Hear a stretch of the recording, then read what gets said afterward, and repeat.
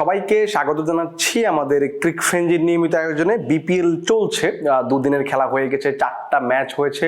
সেখানে আমরা রাজশাহী ওয়ারিয়র্স এবং সিলেট টাইটান্সের দুর্দান্ত একটা ম্যাচ দেখেছি। 190 রান হয়েছে, সেটা চেস করে আবার রাজশাহী জয়লাভ করেছে। পাশাপাশি গতকাল যদি আমরা একটু খেয়াল করি, নোয়াখালী এক্সপ্রেস এবং সিলেট টাইটান্সের যে ম্যাচটা হয়েছে সেটা একটা নাটকীয় একটা ম্যাচ হয়েছে।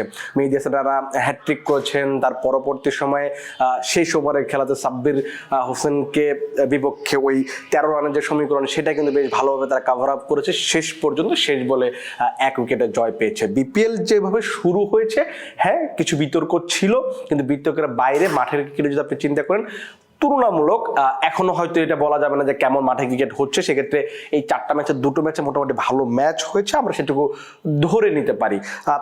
এখন যদি চিন্তা করেন যে এই বিপিএলটা সামনে আসলে কিভাবে প্রোগ্রেস করবে, সে বিপিএল সামনে কেমন হবে, সেটা আসলে এখনই বলা কঠিন। কারণ আপনি এখনো যেহেতু পুরোপুরি বিদেশি ক্রিকেটাররা বাংলাদেশে এসে পড়েনি, কারণ আইএল টি20 খেলছেন, সেখানে বেশ কিছু তারকা ক্রিকেটার আছেন যারা কিনা বিভিন্ন দলের হয়ে চুক্তিবদ্ধ হয়েছেন। এখন তারা যখন আসবে তখন নিশ্চিতভাবেই বিপিএল এর মানটা একটু বেড়ে যাবে। এখনকার যে পরিস্থিতি বা মাঠের ক্রিকেটের খেলার কথা যদি বলেন, এখন যে ধরনের খেলা হচ্ছে তার চেয়ে একটু বেটার পজিশনে যাবে, এটা আমার কাছে মনে হয়। কিন্তু এর পাশাপাশি আপনাকে আরেকটা জিনিস চিন্তা করতে হবে, যেহেতু জানুয়ারিতে শ্রীলঙ্কা এবং পাকিস্তানের একটা টি20 সিরিজ হবে, 3 ম্যাচের সিরিজের।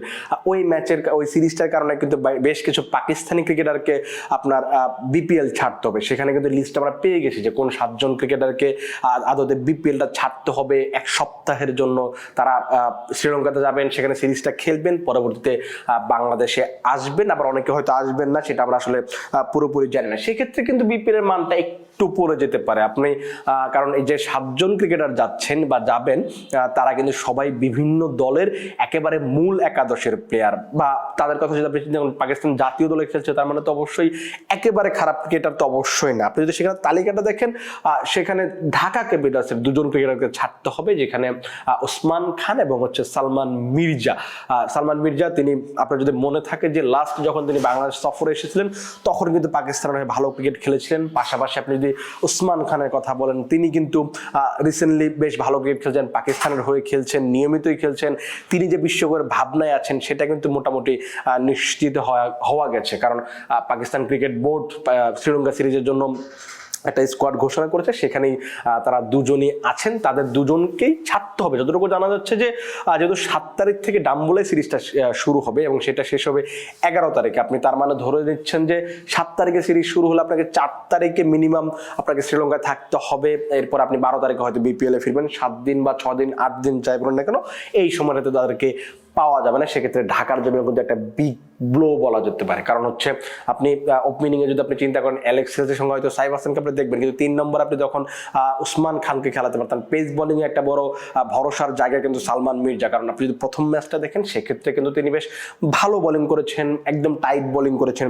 সো ওই জায়গাটাতে ওই 7 দিন তাকে কিভাবে রিপ্লেস করবে ঢাকা ক্যাপিটালস, সেটা একটা দেখার বিষয়। তার পাশাপাশি আপনি রাজশাহী ওয়ারিয়র্সের কথা বলতে পারেন, তাদের একেবারে মেইন 2 জন প্লেয়ার কথা আপনি বলেন, সাহিবজাদা ফারহান এবং মোহাম্মদ নওয়াজ। আপনি যদি নওয়াজের গতকালকার বোলিংটা দেখেন, দারুণ বোলিং করেছেন। ব্যাটিংটা যদি দেখেন, হ্যাঁ আপনি হয়তো বলতে পারেন যে 26 বলে 26 রান করেছে, সেক্ষেত্রে আসলে খুব বেশি কিছু তো আসলে বলার নেই। কিন্তু আপনি 132-33 রানের ম্যাচে যখন আপনি শেষ দিকে যখন 100 রান হচ্ছে না, ওই পরিস্থিতি যখন আপনি 26 বলে 26 করবেন, সেটা তো আপনি অবশ্যই কাজে দেবে। এবং নওয়াজ কি ধরনের ব্যাটিং করতে পারেন, আমরা লাস্ট ট্রাই নেশন সিরিজের কথা যদি বলি, আপনার যদি শ্রীলঙ্কা সিরিজের কথা বলি, সেই জায়গাগুলো তিনি ভালো ক্রিকেট খেলেছেন। আপনি যদি বোলিং এর কথা বলেন, বোলিং এ কিন্তু বেশ বড় একটা অপশন। আপনি বিপিএল এর যে কোনো দলের জন্য নওয়াজ যে ধরনের বোলিং করেন, সেটা কিন্তু একটা বড় অ্যাসেট আপনি বলতে পারেন। সো তারা 2 জন চলে যাচ্ছেন, 2 জনের জন্য কিন্তু ওই সাহিবজাদা ফারহান যদিও খুব ভালো ছন্দে নেই, মানে এই বিপিএল এর কথা যদি বলেন, 2টা ম্যাচে খুব ভালো করতে পারেন। একটা ম্যাচ মানে 19 রান করেছিলেন বা 20 রান করেছিলেন প্রথম ম্যাচটাতে, গতকাল তিনি ডাক মেরেছেন। সো তারা 2 জন চলে যাচ্ছেন। রাজশাহীর জন্য এটাও একটা বড় দুশ্চিন্তার জায়গা, ওই 7 দিন তারা আসলে কিভাবে সার্ভাইভ করবে। তারপরে যদি আপনি চিন্তা করেন, রংপুর থেকে খাওয়াজা নাফেক, তাকে ফিরতে হচ্ছে। প্রথমবারের মতো পাকিস্তানের টি20 দলে ডাক পেয়েছেন। গতবার যদি আপনার মনে থাকে যে ওই চিটাগং কিংসের হয়ে দুর্দান্ত ক্রিকেট খেলেছেন। খুব সম্ভবত আমি যদি ভুল না করি, পাকিস্তানের রিসেন্টলি যে ঘরোয়া টুর্নামেন্টটা হলো সেখানেও খাওয়াজা নাফে বেশ ভালো করেছেন এবং তিনি স্বাভাবিকভাবে প্রথমবার ডাক পেয়েছেন। তার মানে তিনি ওই টপ অর্ডার স্কোয়াডের জন্য পাকিস্তানের বিশ্বকাপ দলের বিবেচনায় বেশ ভালোভাবেই আছেন এবং তাকেও ফিরতে হচ্ছে, কারণ তাদেরকে যখন এনওসি দেওয়া হচ্ছে বা দেওয়া হয়েছে তখন তাদেরকে বলা হয়েছে আমাদের যখন ন্যাশনাল কমিটমেন্ট থাকবে, জাতীয় দলের কমিটমেন্ট থাকবে, তখন আপনাকে অবশ্যই ফিরতে হবে। এবং তারা সেই শর্ত পূরণ করে বা ওই শর্তে রাজি হয়ে বিপিএল খেলতে এসেছেন এবং তাদেরকে বাধ্য হয়েই ফিরতে হচ্ছে। এর পাশাপাশি রংপুরের আরো একজন আছেন যিনি ফাহিম আশরাফ, তিনি কিন্তু পাকিস্তানের রিসেন্টলি বা লাস্ট 1 বছর বা কয়েক মাস যদি চিন্তা করেন পাকিস্তানের টি-20 দলে একেবারে ভরসা হয়ে উঠছেন, কারণ পেস বোলিং অলরাউন্ডার নর্মালি আপনি বিশ্ব ক্রিকেটে পেস বোলিং ভালো মানের অলরাউন্ডার খুঁজে পাওয়াটা একটু টাফ। আপনার বাংলাদেশ সিরিজে যদি মনে থাকে জুন জুলাই খুব সম্ভবত একটা ম্যাচে কিন্তু তিনি বেশ ভালো ক্রিকেট খেলেছিলেন, 50 করেছিলেন, বোলিংটা ভালো করেন। গতবার ফরচুন বরিশাল হয়ে তিনি 20 উইকেট নিয়েছিলেন। সো তার পারফরমেন্সটা কিন্তু রিসেন্টলি খুব ভালো এবং তাকে নিশ্চিতভাবে ভারত এবং শ্রীলঙ্কার যে বিশ্বকাপটা হবে ফাহিম আশরাফকে পাকিস্তান দল চাইবে, যার একটা বড় প্রমাণ হচ্ছে এই যে বিশ্বকাপের আগে শেষ যে সিরিজটা তারা খেলবে সেই সিরিজে ফাহিম আশরাফকে দলে রাখায়। এর বাইরে যদি আপনি চিন্তা করেন সিলেট টাইটান্স থেকে সাইম আইয়ুবকে ফিরতে হচ্ছে। লাস্ট 2-3 বছর ধরেই সাইম আইয়ুব পাকিস্তানের বেশ ভালো রাডারে আছেন, ভালো ক্রিকেট খেলছেন। যদিও গত এশিয়া কাপে যদি আপনি চিন্তা করেন বোলিংটা ভালো হয়েছিল, 7টা বা 8টা উইকেট পেয়েছেন, ব্যাটাতে রান করতে পারছেন না।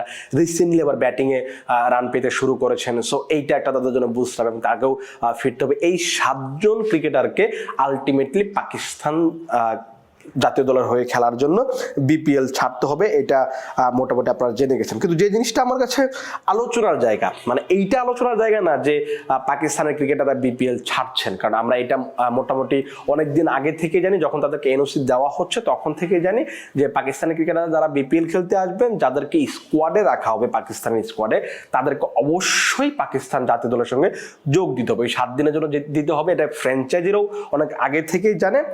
সো এটা তাদের জন্য খুবই নর্মাল ব্যাপার। যে জিনিসটা আমার আলোচনার উপজীব্য বা আলোচনার টপিক সেটা হচ্ছে যে আপনি যদি একটু খেয়াল করেন এই স্কোয়াডে কিন্তু বিগ ব্যাশে যারা খেলছেন তাদের মাত্র একজন ক্রিকেটার স্কোয়াডে ডাক পেয়েছেন, তিনি হচ্ছেন শাদাব খান। সিডনি থান্ডার্সের হয়ে তিনি খেলছেন এবং তিনি যেহেতু অনেকদিন ধরেই ক্রিকেটের বাইরে আছেন, মিনস হচ্ছে যে জাতীয় দলের বাইরে আছেন, কারণ ওই বাংলাদেশ সিরিজটা যখন তিনি খেলেছেন দেশের মাটিতে, ওই সিরিজে যখন দুর্দান্ত পারফর্ম করেছেন তারপরে কিন্তু একটা অস্ত্র প্রচার করাতে হয়েছিল তাকে এবং ছুরি কাছের নিচে যেতে হয়েছিল। অনেকদিন মাঠে ক্রিকেটে বাইরে ছিলেন এবং চোট কাটিয়ে তিনি ক্রিকেটে ফিরেছেন, বেশ ভালোভাবে ফিরেছেন। সিডনি থান্ডার্সের হয়ে বিগ ব্যাশটা তিনি খেলছেন এবং তাকে কিন্তু ফেরানো হচ্ছে, কারণ যেহেতু আমরা অনেকদিন ধরে জাতীয় দলে নেই। সো এই বিশ্বকাপের আগে আপনি শাদাব খানের মতো অলরাউন্ডারকে অবশ্যই বিশ্বকাপ পেতে চাইবেন। সে কারণে যে ড্রেস রিহার্সেলটা আমরা বলি বিশ্বকাপের আগে, সেই ড্রেস রিহার্সেলের জন্যই কিন্তু ওই শাদাব খানকে বিগ ব্যাশ থেকে ডাকা হয়েছে। কিন্তু বিগ ব্যাশের আরো যদি আপনি খেয়াল করেন, সেখানে বাবর আজম খেলছেন, রিজওয়ান খেলছেন, পাশাপাশি শাহিন শাহ আফ্রিদি খেলছেন, হারিস রৌফ, হাসান আলী, তারা খেলছেন, তাদেরকে কিন্তু ডাকা হয়নি। আপনি বলতে পারেন যে রিজওয়ান তো টি-20 দলে নেই। হ্যাঁ, আমি এটা মেনে নিলাম যে রিজওয়ান তো টি-20 দলে নেই, তিনি বিশ্বকাপে থাকবেন না, এটাও মোটামুটি নিশ্চিত, তাকে ডাকবে না, এটাই তো খুব স্বাভাবিক ব্যাপার। কিন্তু আপনি যদি বাকি ক্রিকেটারদের দেখেন, রিসেন্টলি কিন্তু বাবর আজম পাকিস্তানের টি-20 দলে ফিরেছেন, তিনি যে বিশ্বকাপ ভাবনায় আছেন, তিনি যে বিশ্বকাপে থাকতে পারেন, এটা কিন্তু মোটামুটি নিশ্চিত। কারণ এশিয়া কাপে যদি আপনি খেলা দেখেন, সেখানে ব্যাটিং এর কলাপসটা কিন্তু বেশ চোখে পড়েছে মাইক হেসনের দলের।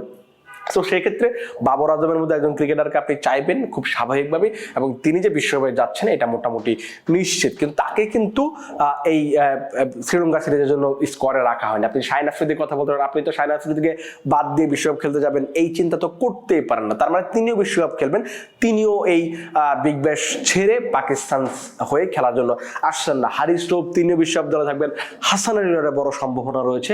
সো এই যে বাকি যে 4টা ক্রিকেটারের কথা বললাম, তারা কিন্তু সবাই পাকিস্তানের বিশ্বকাপ দলে থাকবেন, খেলতে পারেন, এই সিচুয়েশনে আছেন।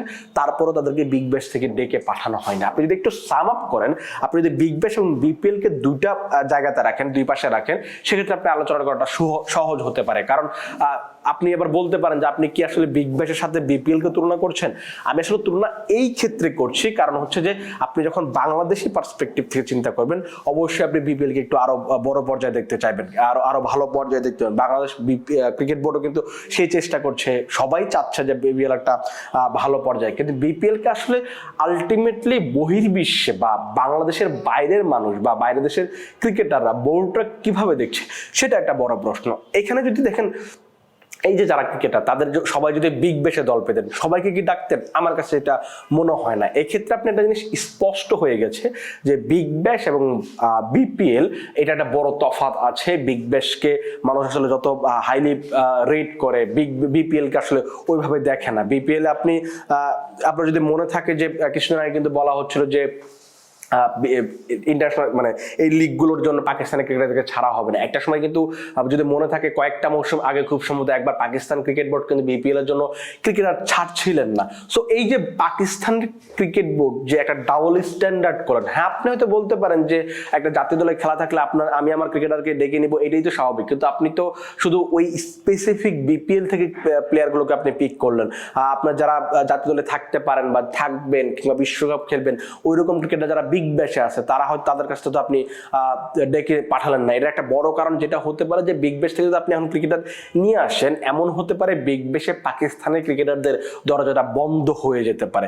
সে একটা ভয় পিসিবি কিংবা ক্রিকেটার তাদের সবার মাঝে আছে। কিন্তু বিপিএল এ কিন্তু এই সম্ভাবনাটা নেই, কারণ বিপিএল এ পাকিস্তানের ক্রিকেটাররা না আসলে বিপিএল অনেকটা অচল হয়ে যাবে। এই কারণ এই জিনিসটা তারা পিসিবিও যেমন জানে, ক্রিকেটার যারা আছেন তারাও কিন্তু সেভাবেই জানে। সে কারণে আমার কাছে মনে হয় যে এই বিপিএল কে খুব বেশি পাত্তা দেওয়া হয়নি বা হবে না, এটাই খুব স্বাভাবিক। এবং এই কারণেই পাকিস্তানের ক্রিকেটাররা ওই 4 তারিখ বা 5 তারিখ কিংবা 3 তারিখ এই সময়টার মাঝে বিপিএলটা ছাড়বেন। ওই পাকিস্তান এবং শ্রীলঙ্কার যে সিরিজটা হবে 7 থেকে 11 তারিখ পর্যন্ত 3 ম্যাচের টি20 সিরিজ, সেই সিরিজটা খেলবেন, তার পরবর্তীতে হয়তো ব্যাক করবেন। আপনার কাছে আসলে কি মনে হয় যে বিগ ব্যাশের ক্রিকেটার থেকে না ডেকে শুধুমাত্র বিপিএল এ যারা খেলছেন তাদেরকে ডেকে নেওয়া হয়েছে, এটা কি পাকিস্তান ক্রিকেট বোর্ড বা পিসিবি কি ডাবল স্ট্যান্ডার্ড ব্যাপারটা দেখালো কিনা? আপনার কাছে কি মনে হয়? সে ব্যাপারগুলো আপনারা কমেন্ট বক্সে জানাতে পারেন। আপাতত আপনারা ভালো থাকুন, সুস্থ থাকুন এবং ক্রিক ফ্রেঞ্জির সঙ্গে থাকুন।